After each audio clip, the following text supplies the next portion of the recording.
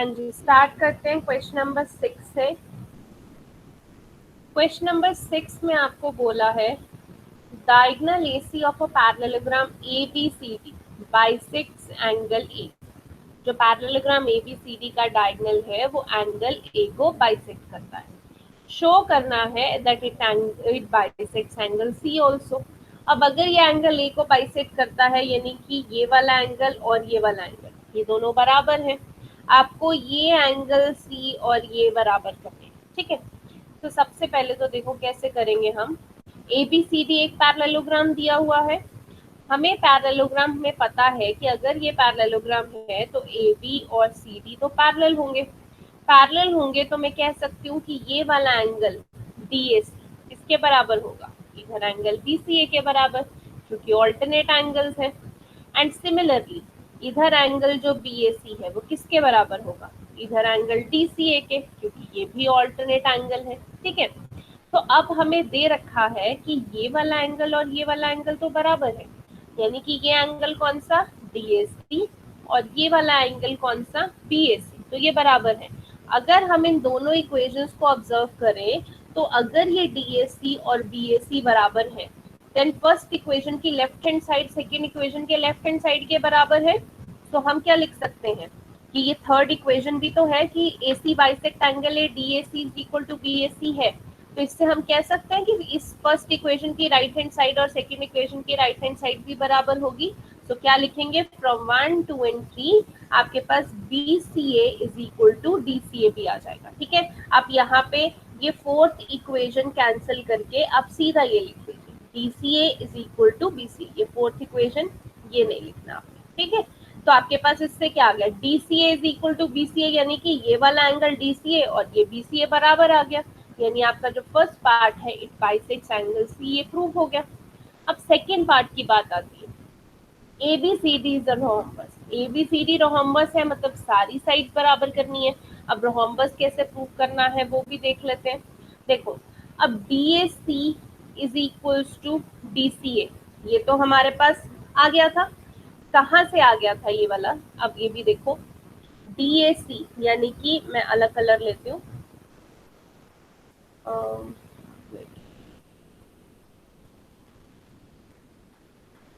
BAC ये वाला angle. ठीक है, और दूसरा एंगल कौन सा बोला है, DCA।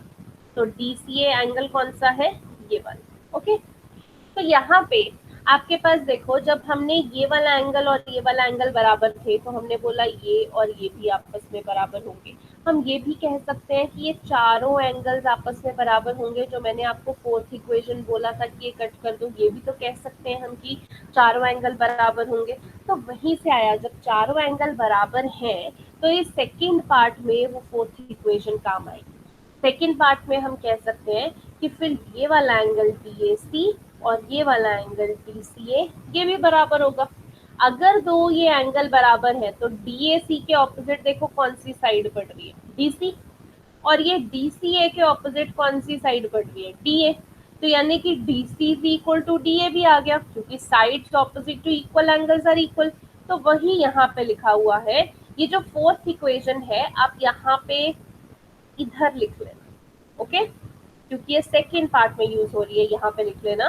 देन फोर्थ इक्वेशन से हमारे पास DAC is equal to DCA आ गया, यानी कि DAC के ऑपोजिट साइड AD थी और DCA के ऑपोजिट साइड DC थी। और रीजन क्या है, side opposite to equal angles are equal. ठीक है, अब आप देखो DA DC के बराबर आ गया, मतलब ये साइड साइड वाली थी, एडजेसेंट थी, ये DA और DC बराबर आ गया। ऑपोजिट साइड्स तो पहले ही बराबर थी, क्योंकि ABCD एक पैरेललोग्राम है। DA जो है वो BC के पहले ही बराबर थी, BC जो है वो AB के पहले ही बराबर थी। तो अगर साथ साथ वाली साइड्स भी बराबर हो गई और ऑपोजिट वाली पहले ही बराबर थी, तो हम यहाँ पे कह सकते हैं कि चारों साइड्स जो है वो बराबर है। चारों साइड्स बराबर हो गई then ABCD is a rhombus. Okay, तो ये बस यहाँ पे फोर्थ इक्वेशन यहाँ ना लिख के आप सेकेंड पार्ट में भी लिख सकते हो। अगर आपको फर्स्ट पार्ट में लिखनी है ठीक है, बट अगर पेपर में सेकेंड पार्ट नहीं आ रहा तो इस इक्वेशन का कोई फायदा भी नहीं होगा। ठीक है, तो इसलिए मैं बोल रही हूँ कि इसको सेकेंड पार्ट में लिख लेना। ये फ्रॉम इक्वेशन 1, 2 एंड 3 के बाद सीधा आप ये वाला स्टेप लिखो एंड यहाँ पे यहाँ लिखना वी ऑप्टेन। अगेन यहाँ पे फ्रॉम इक्वेशन 4 मत लिखना, यहाँ पे फ्रॉम 1 2 एंड 3 वी ऑप्टेन, और ये फोर्थ इक्वेशन लिखना। आप पहले नोट डाउन करो, जहाँ पे नहीं समझ में आए मैं आपको बताती हूँ, पहले यहाँ तक फिगर ड्रॉ कर लो, लिखो, मैं बता देती हूँ आपको।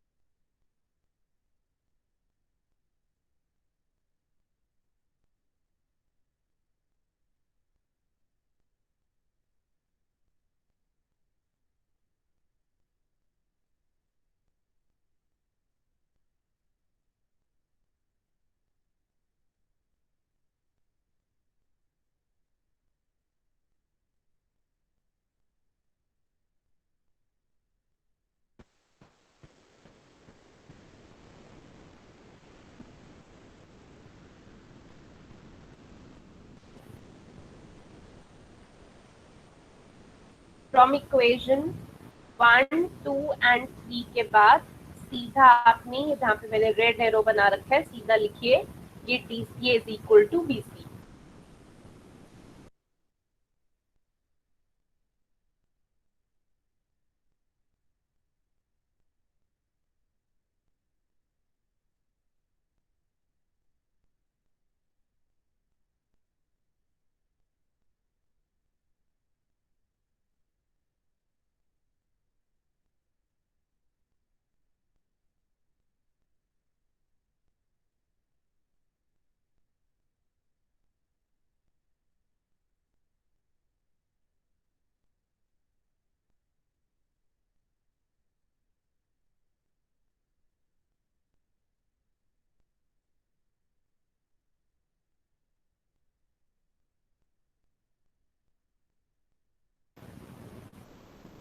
हाँ जी, इसके बाद लिख लीजिए hence A C bisect angle C.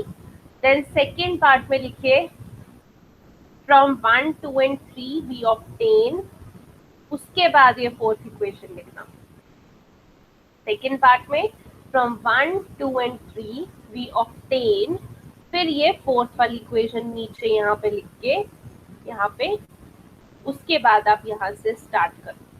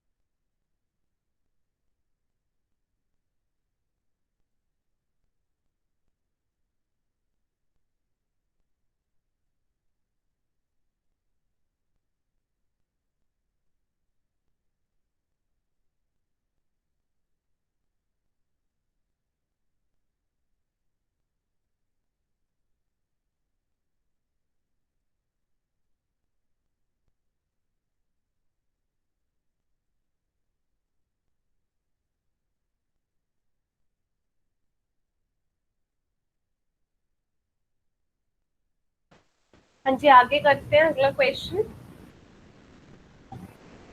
Next question says ABCD is a rhombus. Show that diagonal AC bisect angle A as well as angle C and diagonal BD bisect angle B as well as angle D. अब ABCD rhombus है, आपको ये prove करना है कि angle A angle C को भी bisect करती है और एंगल बी और एंगल डी को भी। ठीक है, तो एबीसीडी रोहम्बस का मतलब क्या है, आप गिवन में ये लिख लेना। रोहम्बस का मतलब कि आपके पास सारी साइड जो है वो बराबर आती है। ठीक है, ये आपका रोहम्बस का मीनिंग होता है कि सारी साइड्स आपकी इक्वल आएंगी। सो आप लिख सकते हो गिवन में that AB is equal to BC is equal to CD is equal to D। ये आप गिवन में लिख सकते हो। ओके, नाउ अब आपको, क्योंकि एंगल ए भी बाइसेक्ट करना है, एंगल सी भी, एंगल बी भी, एंगल डी भी। ठीक है, तो एक एक करके करते हैं। सबसे पहले हमने मान लीजिए ये AC डायगोनल जो ये ज्वाइन किया है, जहां पे ये बाइसेक्ट हो रहे थे, तो एंगल 1 2 3 4 मैंने नेमिंग दे दी। ठीक है, अब हम क्या कर रहे हैं, हम ABC ट्राइंगल को ले रहे हैं। ABC ट्राइंगल में देखो, मैंने आपको बताया कि AB और BC बराबर है क्योंकि ये तो रोहम्बस है। तो AB के सामने कौन सा एंगल आ रहा है, 2, और BC के सामने कौन सा एंगल आ रहा है ABC में, एंगल 1। तो A BC is equal to AB, तो BC के सामने एंगल 1 आ रहा है और AB के सामने angle 2। Reason, angle opposite to equal sides are equal. ठीक है, अब एंगल 1 और एंगल 3 ये ऑलरेडी बराबर है, क्योंकि जो रोहम्बस होता है वो एक तरीके का पैरेललोग्राम होता है। रोहम्बस में ए बी और डी सी अगर पैरेलल है, तो ये एंगल 1 और एंगल 3 ये ऑल्टरनेट एंगल्स हुए ना, alternate interior angle. So angle 1 और एंगल 3 जो बराबर है, क्योंकि ए बी और सी डी लाइन्स पैरेलल है, तो आप इन दोनों इक्वेशन को कंपेयर करो। यहाँ दोनों से एंगल 1 और एंगल 1 तो कैंसिल हो गया, angle 2 is equal to angle 3 आ जाएगा। इसलिए यहाँ से हमने क्या रिजल्ट निकाला, that angle 2 is equal to angle 3। और यहाँ पे फिगर में देखिए, अगर एंगल 2 और एंगल 3 बराबर आ जाते हैं, यानी कि जो AC है वो एंगल C को बाइसेक्ट कर रही है, तो इसलिए हमने यहाँ पे लिखा therefore AC bisects angle C also. अब दूसरे ऑल्टरनेट एंगल ले लेते हैं। पहले हमने एंगल 1 और 3 लिया था, अब ऑल्टरनेट कौन सा बन सकता है, 2 एंड 4 ले लेते हैं। ठीक है, तो यहाँ पे इसलिए also angle 2 is equal to angle 4। ठीक है, तो अब आप फिर से इस इक्वेशन और इस इक्वेशन को कंपेयर करो। Angle 1 is equal to angle 2 है और angle 2 is equal to angle 4 है, तो 2 2 बीच में कैंसिल हो गया, तो एंगल 1 किसके बराबर आ गया, एंगल 4 के। तो इसलिए therefore angle 1 is equal to angle 4। अब फिगर में देखो, एंगल 1 और एंगल 4 यानी कि ये दो एंगल बराबर आ गए, तो AC किसको बाइसेक्ट कर रहा है, एंगल A को भी बाइसेक्ट कर रहा है। इसलिए हमने यहाँ पे लिखा therefore AC bisects angle A। आप चाहो तो इनको इक्वेशन भी बना सकते हो, जैसे इसको आप नेमिंग दे सकते हो कि ये फर्स्ट इक्वेशन है, यहाँ पे आप नेमिंग दे सकते हो कि ये सेकेंड इक्वेशन है। ठीक है, और यहाँ पे आप ब्रैकेट में लिख सकते हो कि फ्रॉम 1 एंड 2 आपके पास ये आया। ठीक है, देन अगेन इसको हम थर्ड इक्वेशन नेम दे सकते हैं। ओके, देन यहाँ पे ब्रैकेट में आप क्या लिख सकते हो, फ्रॉम 1 एंड 3 आपके पास आए, क्योंकि ऊपर first equation and third equation को कंपेयर करके आया। ऐसे करोगे ज्यादा बेटर है, आपको दोबारा समझने में भी आसानी रहेगी। ठीक है, तो इतना नोट कर लो पहले, देन मैं आपको दूसरा वाला पार्ट समझाती हूँ। फिगर ड्रॉ कर लो। नवनीत बच्चे वीडियो ऑन कर लो अपनी।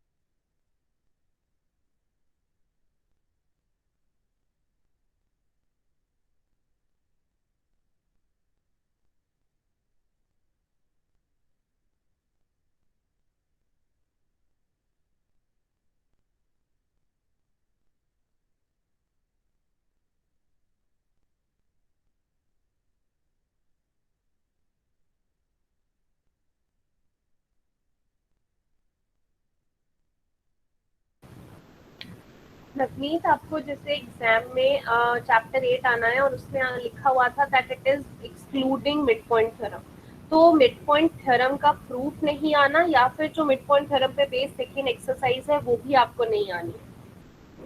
नहीं, सेकंड एक्सरसाइज नहीं आ रही हमें अभी ओके, फिलहाल। ओके, सिर्फ फर्स्ट 8.1 आ रही है। और वैसे भी एमसीक्यूज और फिलअप्स आने हैं तो उसके अंदर मुझे कंफ्यूजन है कि क्या आएगा उसके अंदर, जैसे ये लॉन्ग क्वेश्चंस तो आने नहीं वाले। Okay, okay, okay, only MCQs and fill-ups. Okay, चलिए मैं उसके रिलेटेड भी आपको बना के दे दूंगी असाइनमेंट आपकी प्रैक्टिस के लिए। बट अगर ये इनके कॉन्सेप्ट समझ में आएंगे तो आप वही कॉन्सेप्ट वहां पे भी अप्लाई कर सकते हो, तो एटलीस्ट 8.1 थ्योरम एक्सरसाइज सॉरी करना होगा। ओके,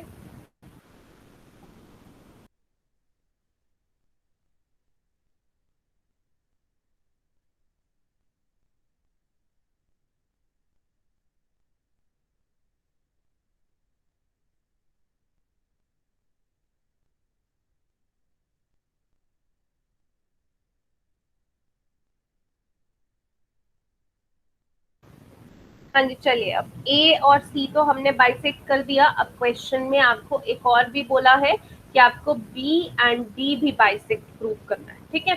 सो यहाँ पे जैसे हमने ए एंड सी किया तो बी एंड डी को हमें करने की जरूरत नहीं है। सिमिलरली करके हम लिख देंगे कि B D bisect angle B and D as well. जैसे हमने इधर किया है ए सी ज्वाइन करके हमने एंगल्स किए हैं, आप इस तरीके से इधर भी इनको ज्वाइन करके फिर ये एंगल इस एंगल के ऑल्टरनेट है, देन ये एंगल इस एंगल के ऑल्टरनेट है। ये हमें बिल्कुल वैसे ही जैसे हमने एसी में पूरा सॉल्व किया ऐसे ही बीडी में भी करना पड़ता, इसीलिए सीधा लास्ट में एक लाइन लिख दो, similarly it can be prove that BD bisects angle B and D as well. Okay,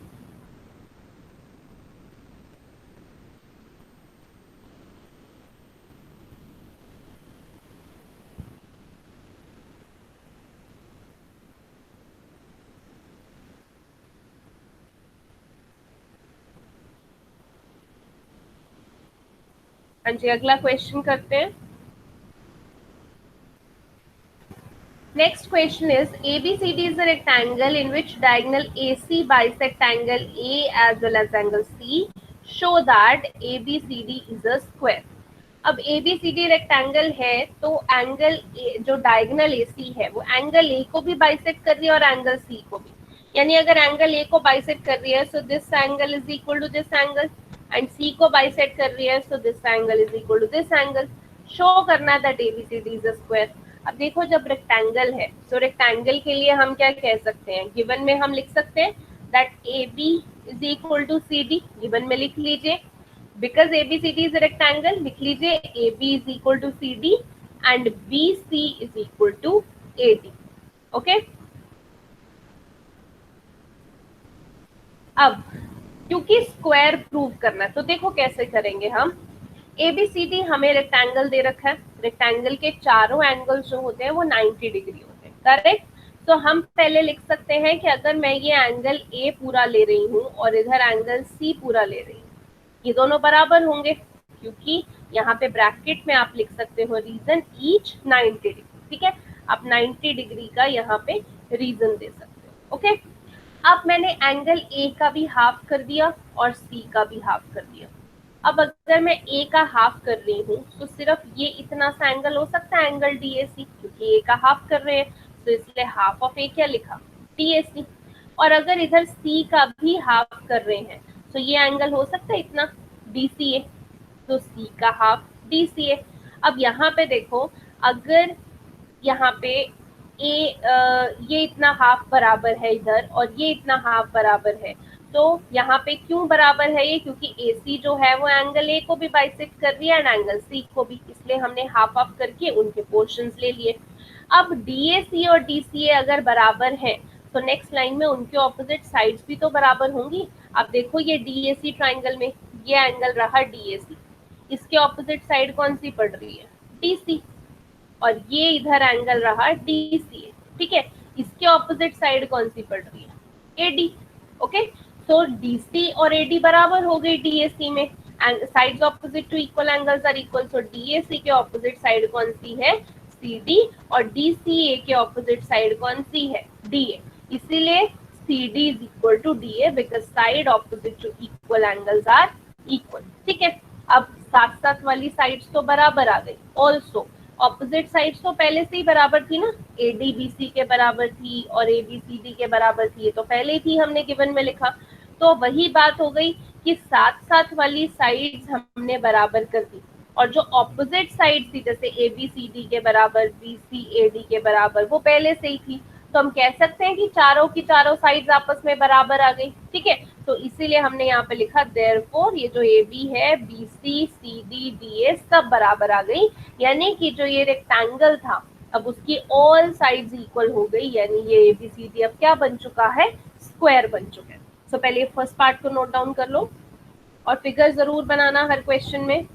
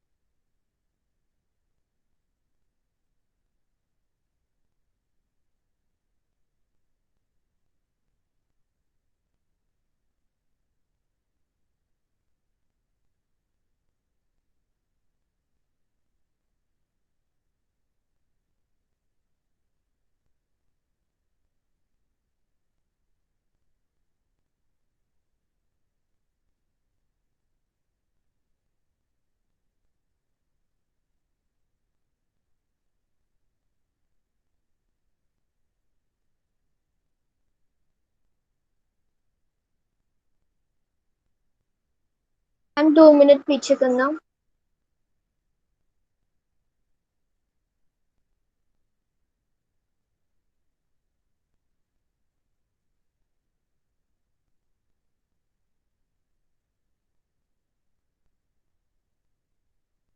okay ma'am.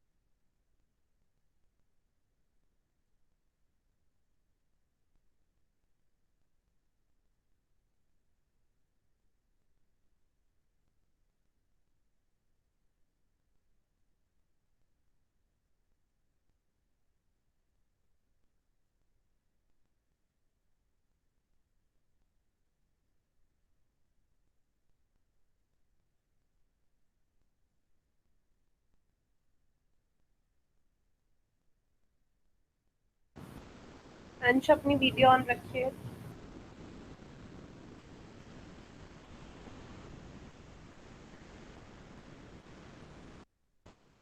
चलिए आगे करते हैं।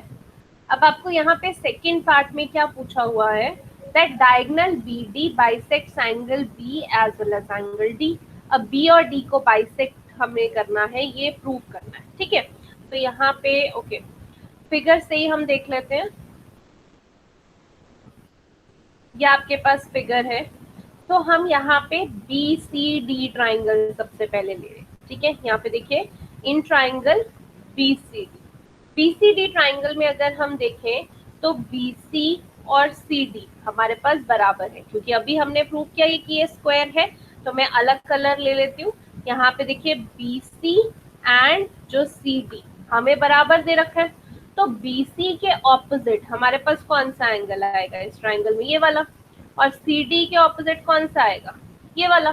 तो ये दोनों एंगल्स जो है वो बराबर होंगे। तो वही हमने यहाँ पे लिखा कि अगर B C is equal to C D है तो बी सी के opposite angle C D B, C D के opposite angle C B D. तो angle opposite to equal sides are equal.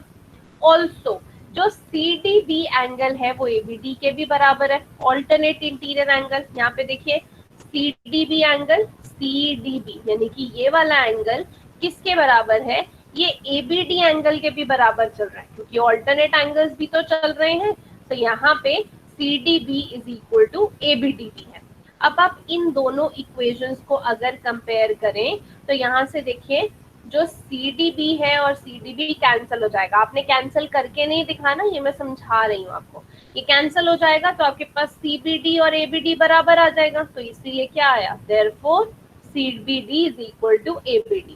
और फिगर में जाके देखिए, जो CBD है वो ये वाला एंगल है आपके पास, और ABD आपके पास ये वाला एंगल है।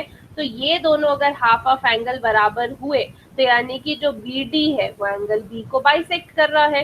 तो इसीलिए यहाँ पे क्या लिखा हमने, therefore BD bisects angle B। अब दूसरा एंगल D को भी तो बाइसेक्ट करना है, तो हम दूसरा केस भी ले लेते हैं। अब हमारे पास जो CBD था वो ABD के भी बराबर आ रहा है, ये भी तो ऑल्टरनेट एंगल है ना। इधर देखो CBD और ADB, CBD यानी कि ये वाला एंगल अब इस तरफ का लेंगे, ये किसके बराबर आएगा, इस तरफ के बराबर आएगा, ऑल्टरनेट एंगल। तो ये भी हमारे पास बराबर था, तो इसलिए यहाँ पे हमने लिखा also CBD is equal to ADB।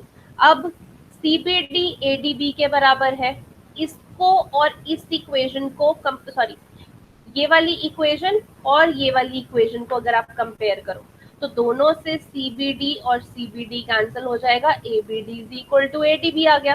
तो यहाँ पे इस सॉरी यहाँ पे एक मिनट, कुछ कंफ्यूजन है, जस्ट वेट, मैं आपको नंबरिंग कर देती हूँ ताकि आपको भी समझने में ज्यादा इजी रहे और कोई कंफ्यूजन ना हो। यहाँ पे आप इसको, इस क्वेश्चन में और तो कोई नंबरिंग नहीं की हमने, ओके ठीक है। तो हम यहाँ इस इक्वेशन को फर्स्ट इक्वेशन मान लेते हैं एंड इसको हम सेकेंड इक्वेशन मानते हैं। ओके, तो यहाँ पे जो आपका रिजल्ट आया है वो फ्रॉम 1 and 2 आया, तो यहाँ पे फ्रॉम 1 and 2 आपने लिख लेना है। ओके, देन आपके पास ये इक्वेशन, इसको 3 मान लेते हैं और रिजल्ट 1 and 2 से आया था, इक्वेशन का नाम हमने 3 दे दिया, ये इसको हम 4 मान लेते हैं। ओके, अब यहाँ से एक मिनट में ये रब भी कर दूं,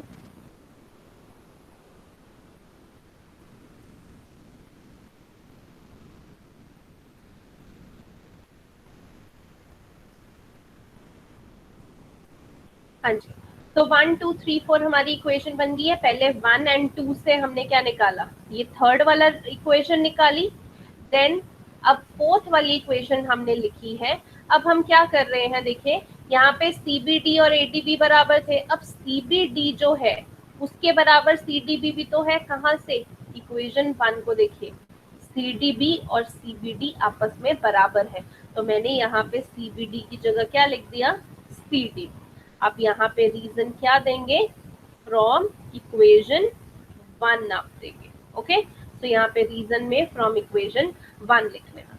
तो CBD और ABD अगर बराबर आ गई, यहाँ पे फिगर में देखो, CBD और ABD, सॉरी कुछ गड़बड़ है, जस्ट वेट, CDB और ADB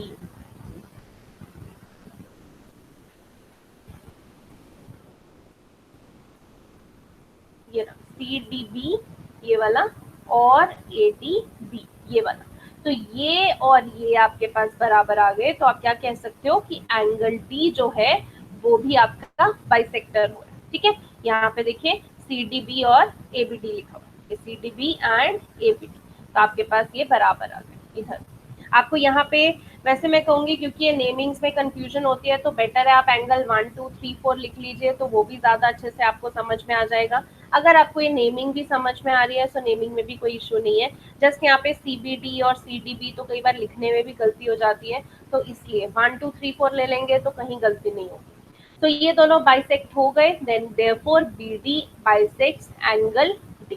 ठीक है, आपको ये नेमिंग में हो रही है तो इन नेमिंग को 1 2 3 4 भी लिख सकते।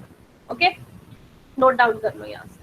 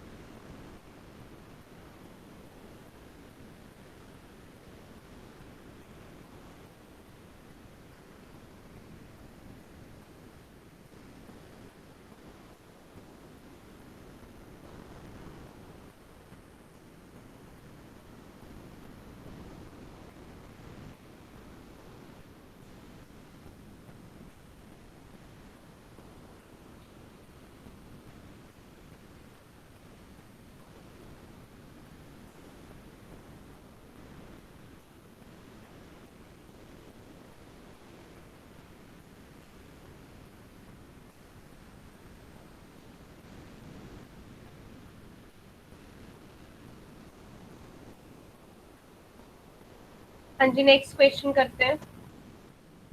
नेक्स्ट क्वेश्चन में आपको बोला है in a parallelogram ABCD 2 point P and Q are taken on diagonal BD such that DP is equal to BQ. अब ये इधर डीपी दे रखा है और ये बीक्यू, ये आपको इक्वल दे रखे हैं। शो करना है सबसे पहले कि एपीडी ट्राइंगल और सीक्यूबी ट्राइंगल आपके कॉन्ग्रुएंट है। ठीक है, तो आपको दिया भी हुआ है एबीसीडी पैरेललोग्राम है, तो आपको माइंड में पहले ही पता होना चाहिए कि जो ए बी है वो सी डी के बराबर चल रहा है और ए डी बी क्यू के बराबर चल रहा है। ओके, तो अब पहले प्रूव करते हैं। देखिए, अगर मुझे एपीडी एंड सीक्यूबी ट्राइंगल प्रूव करनी है तो ये दो ट्राइंगल लेंगे। अब इन दो ट्राइंगल में देखिए, सबसे पहले ये जो एंगल है एडीपी और बीक्यूसी ट्राइंगल में ये एंगल सीबीक्यू, ये दोनों अल्टरनेट एंगल्स हैं। क्योंकि एडी पैरेलल टू बीसी था तो अल्टरनेट एंगल्स बराबर हो सकते हैं, एक रीजन ये हो गया। दूसरा, एडी और बीसी ऑलरेडी इक्वल थे क्योंकि ये पैरेललोग्राम दे रखा है, opposite sides of parallelogram are equal. तीसरा, आपके पास BP is equal to BQ, ये तो क्वेश्चन में गिवन दे रखा था। तो यहाँ से तीन रीजन से दोनों ट्राइंगल कॉन्ग्रुएंट होगी। कौन सी कॉन्ग्रुएंसी से? साइड एंगल साइड से। सो साइड एंगल साइड से ये कॉन्ग्रुएंट होगी। आपको जो सेकंड पार्ट है जिसमें आपको देखिए पूछा गया है AP is equal to CQ prove करने के लिए, वो तो यहीं से हो जाएगा। क्योंकि देखो, आपने APD ट्राइंगल कॉन्ग्रुएंट की है तो उसकी मैं AP साइड ले सकती हूँ, और CQB ट्राइंगल कॉन्ग्रुएंट की है तो उसकी मैं CQ साइड ले सकती हूँ। तो यहाँ से मैं AP is equal to CQ CPCT से कर सकती हूँ बराबर, क्योंकि ट्राइंगल्स कॉन्ग्रुएंट है। तो AP is equal to CQ CPCT से इक्वल आ गई। ठीक है, पहले ये दो पार्ट्स नोट डाउन कर लीजिए और फिगर भी ड्रॉ कर लो।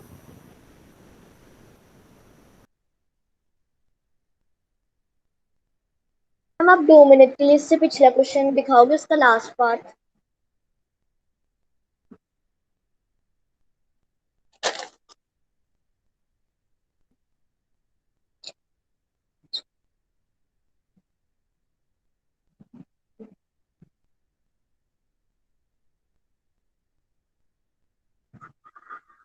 मैम जो ये इक्वेशन क्या लिखी है, CBD equal to ABD equal, ma'am वो इक्वेशन 1 है।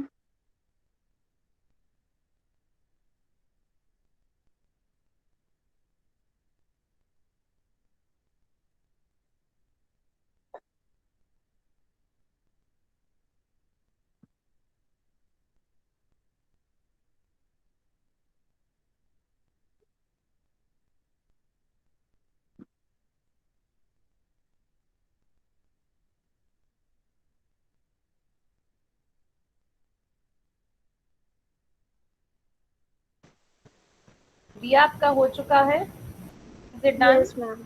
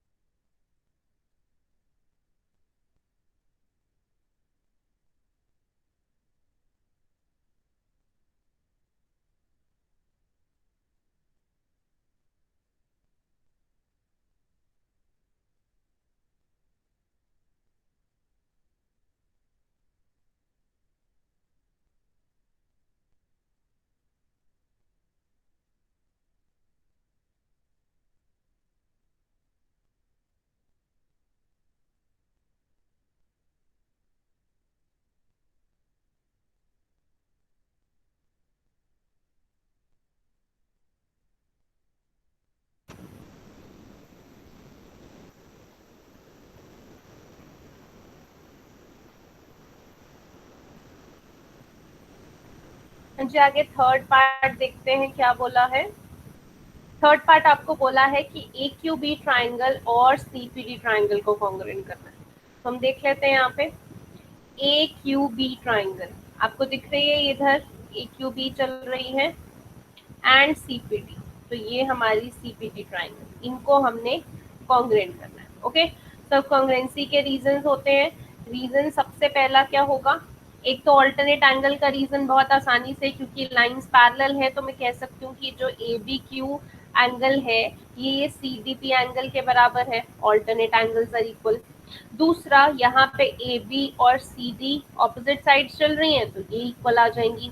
तीसरा, हमें क्वेश्चन में ही दे रखा था B Q is equal to D P, तो ट्राइंगल हमारी कॉन्ग्रुएंट हो जाएगी एस से।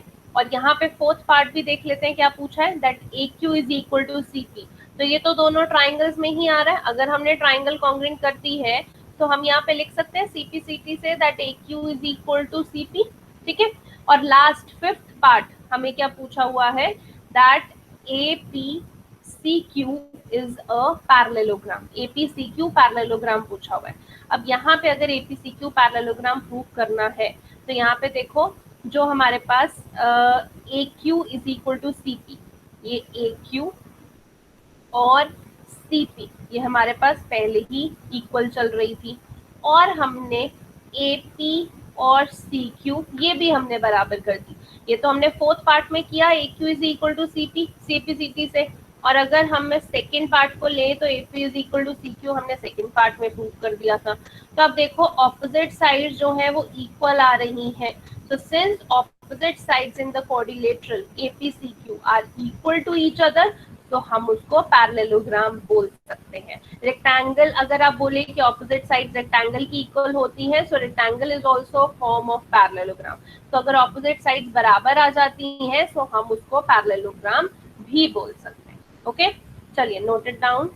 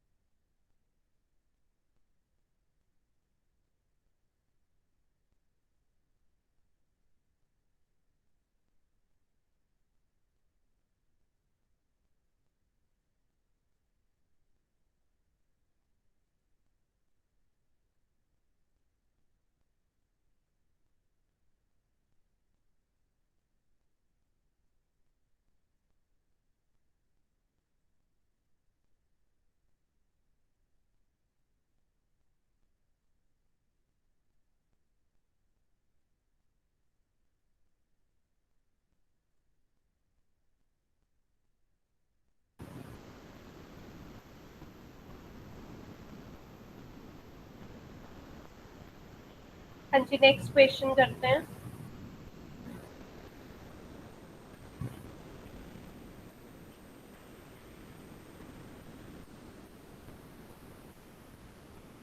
Question number 10. Question number 10 says ABCD is a parallelogram and AP and CQ are perpendiculars from A and C on the diagonal BD. तो ABCD parallelogram है, यानी कि ABCD के बराबर होगा और जो BC है वो AD के बराबर होगा। ओके, देन आपको परपेंडिकुलर्स दे रखे हैं, तो देखिए AP के यहाँ पे 90 डिग्री बना रखा है, CQ है तो वहां पे भी 90 डिग्री बना रखा है। शो करना है कि APB ट्राइंगल और CQD ट्राइंगल कॉन्ग्रेंट होंगी। कॉन्ग्रेंसी है, 3 रीजन चाहिए। तो देखिए सबसे पहले APD ट्राइंगल देखिए और CQB ट्राइंगल, ये आपकी लेफ्ट में चल रही है, तो लेफ्ट एंड राइट में दोनों ट्राइंगल्स आपकी आ रही हैं। सबसे पहले तो दोनों के अंदर 90-90 डिग्री है, तो AP B and C, AP sorry मैंने ट्राइंगल गलत शेड कर दिए, AP B and CQD triangle है आपकी। मैं एक मिनट करेक्ट कर लूँ।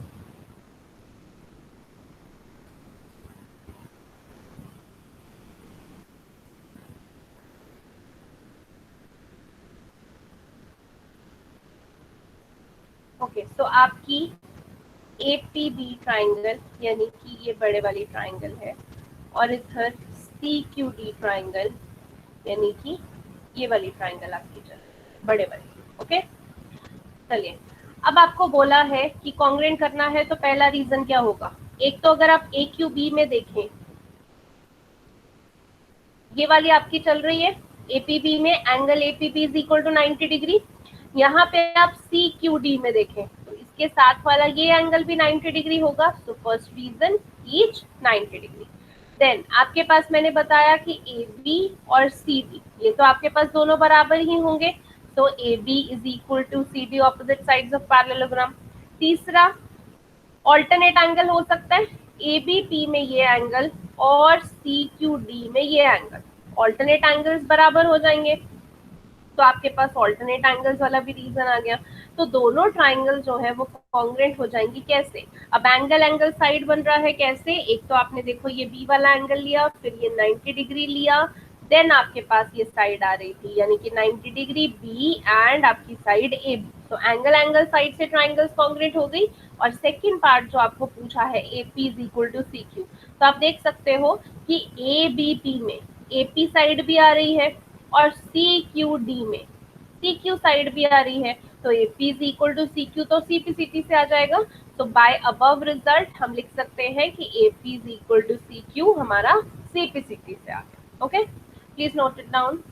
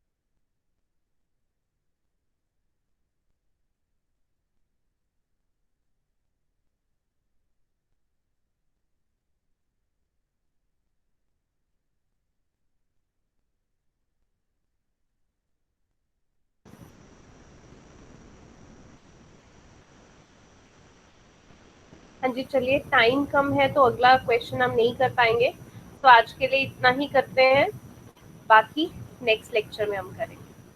तो जिनको कोई डाउट नहीं है, they can leave the class.